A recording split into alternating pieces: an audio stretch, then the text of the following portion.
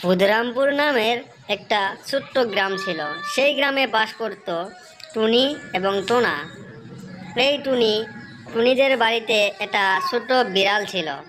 সেই বিড়ালটা প্রতিদিনে বাগুন গাছ পহরা দিত।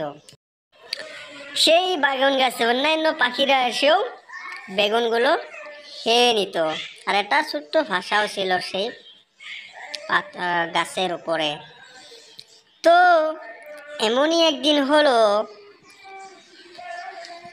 এই পাখিরা, আমি তো তোদের দেখছি রে, প্রতিদিন তোরা বাগুনগুলো এভাবে নষ্ট করিস।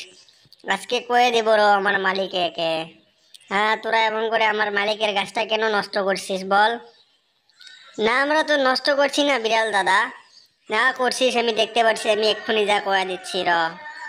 পরের দিন সকালে সেই বিড়ালটা গেল তার মালিকের কাছে।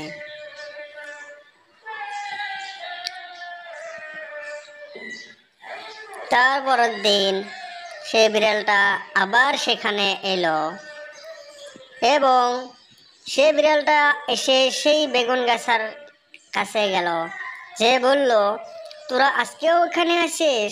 কালকেই তোদেরকে আমি যেতে বলেছি তো। দাঁড়া, আজকে তোদের খবরটা আমি নিচ্ছি, দাঁড়া। কি করবে মা, এখান থেকে চলে যাবে নাকি বিড়ালের ধমকিতে? না রে না, আমরা কেন চলে যাব? যাব না, এটা আমাদেরকে ঘর, এটা আমাদের ঘর, এটা ছেড়ে তো যেতে পারি না রে। তোদেরকে এখানেই বড় করতে হবে, বুঝতে পারলি তো? হ্যাঁ, তো চলো আমরা আজকে উড়ে ঘুরি, উড়তে শিখতে হবে।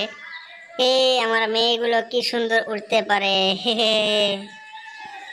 তখনই সেই বিড়ালটা আবার সেই বাগুন গাছের তলাত আসে, এসে বলে, তোরা আজকে এখানে থেকে না গেলে আমার মালিক তোদেরকে ডাঙ্গিয়ে ভাগিয়ে দিবে, বুঝতে পারলি? হ্যাঁ, আমি তোদেরকে ভাষাটাই ভেঙে দিচ্ছি। হয়েছে তো, এবার তোদের ভাষাটা তো আর নেই, বাগুন গাছটাকেই পেলে দিচ্ছি। এবার দেখি তোরা কেমন করে থাকিস। কি করলো, যাওরা বিড়ালটা আমাদের ভাষাটা ভেঙে দিল।